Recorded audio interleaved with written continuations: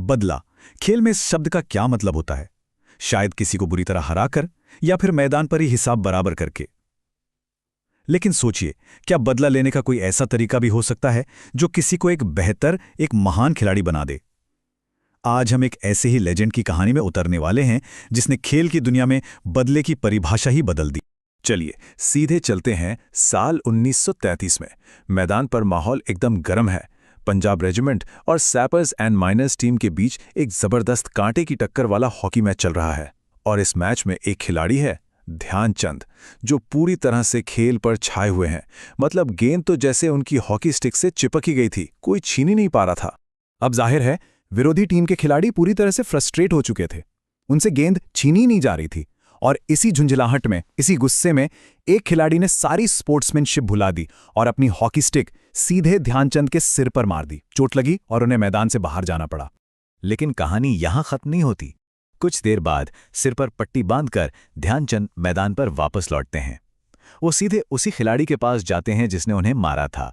उसकी पीठ पर हाथ रखते हैं और बहुत शांति से कहते हैं, चिंता मत करो, मैं अपना बदला जरूर लूंगा। अब सोचिए, वो खिलाड़ी तो एकदम घबरा गया होगा कि अब पता नहीं क्या होने वाला है।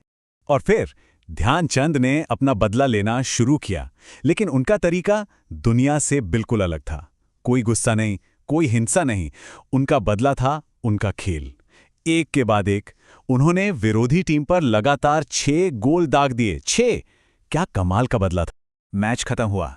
ध्यानचंद फिर से उसी खिलाड़ी के पास गए, उसकी पीठ थपथपाई और कहा, दोस्त, खेल में इतना गुस्सा अच्छा नहीं होता। मैंने तो अपना बदला ले लिया है। अगर तुम मुझे मारते नहीं तो शायद मैं तुम्हें सिर्फ 2 ही गोल से हराता। देखिए, उनका असली बदला वो 6 गोल नहीं थे। असली बदला था खेल भावना का वो जबरदस्त सबक, जिसने उस खिलाड़ी को शायद जिंदगी भर के लिए अपने किए पर शर्मिंदा कर दिया होगा। तो ये थे मेजर ध्यानचंद, वही शख्स जिन्हें पूरी दुनिया हॉकी का जादूगर यानी द विज़र्ड ऑफ हॉकी के नाम से जानती है। और ये किस्सा उनके महान चरित्र और उनकी बेमिसाल खेल भावना की बस एक छोटी सी झलक है। तो आखिर ये जादूगर बना कैसे? इनकी कहानी भी उतनी ही कमाल की है। 1905 में प्रयाग में एक बहुत ही साधारण से परिवार में उनका जन्म हुआ। सिर्फ 16 साल की उम्र में वो सेना में भर्ती हो गए, एक आम सिपाही की तरह। और मजे की बात यह है कि शुरुआत में हॉकी में उनकी कोई खास दिलचस्पी ही नहीं थी। लेकिन कहते हैं ना, जौहरी ही हीरे की पहचान करता है। उनके सूबेदार मेजर तिवारी ने उनके अंदर छिपी प्रतिभा को पहचाना और उन्हें खेलने के लिए प्रोत्साहित किया। और बस फिर क्या था, ध्यानचंद ने पूरी लगन और मेहनत से अभ्यास करना शुरू कर दिया। उनके ये साधना रंग लाई और जैसे जैसे उनके खेल में निखार आता गया, वैसे वैसे सेना में उनका पद, उनका रैंक भी बढ़ता गया। मतलब साफ था, उनका हुनर ही उनकी तरक्की का रास्ता बना। और फिर आया साल 1936, बर्लिन ओलंपिक्स। ध्यानचंद को भारतीय टीम का कप्तान बनाया गया और वहां उन्होंने जो खेल दिखाया, उसे देखकर पूरी दुनिया दंग रह गई। लोग बस मंत्रमुग्ध थे। उन्हें अपनी आंखों पर यकीन नहीं हो रहा था कि कोई इंसान गेंद को इस तरह कंट्रोल कर सकता है। और यहीं पर दुनिया ने उन्हें नाम दिया हॉकी का जादूगर।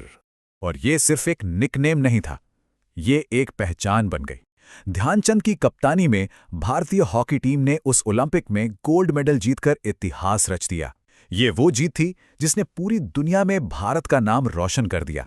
तो सवाल ये उठता है कि उनकी इस कमाल की, इस अविश्वसनीय सफलता के पीछे का राज क्या था? क्या ये सिर्फ एक गॉड गिफ्टेड टैलेंट था या फिर कहानी कुछ और ही थी? ध्यानचंद ने खुद अपनी सफलता के 3 मूल मंत्र बताए थे। पहला, लगन, मतलब खेल के लिए पूरा डेडिकेशन। दूसरा, साधना, यानी घंटों का लगातार अभ्यास। और तीसरा, जो शायद सबसे जरूरी था, खेल भावना, यानी सच्ची स्पोर्ट्समैनशिप। और उनकी खेल भावना सिर्फ नियमों को मानने तक सीमित नहीं थी। वो खुद कहते थे कि मेरी तो हमेशा ये कोशिश रहती कि मैं गेंद को गोल के पास ले जाकर अपने किसी साथी खिलाड़ी को दे दूं ताकि उससे गोल करने का श्रेय मिल जाए। सोचिए, इतना निस्वार्थ भाव। यही टीम फर्स्ट वाली सोच थी जो उन्हें एक महान खिलाड़ी बनाती थी। और यहीं पर हमें एक आम खिलाड़ी और ध्यानचंद के बीच का फर्क साफ नजर आता है। जहां ज्यादातर खिलाड़ियों का एक ही लक्ष्य होता है, मैच जीतना, वहीं ध्यानचंद का लक्ष्य इससे कहीं बड़ा था, खेल प्रेमियों का दिल जीतना और पूरे देश का सिर गर्व से ऊंचा करना। आज भी मेजर ध्यानचंद की विरासत जिंदा है। हर भारतीय के दिल में।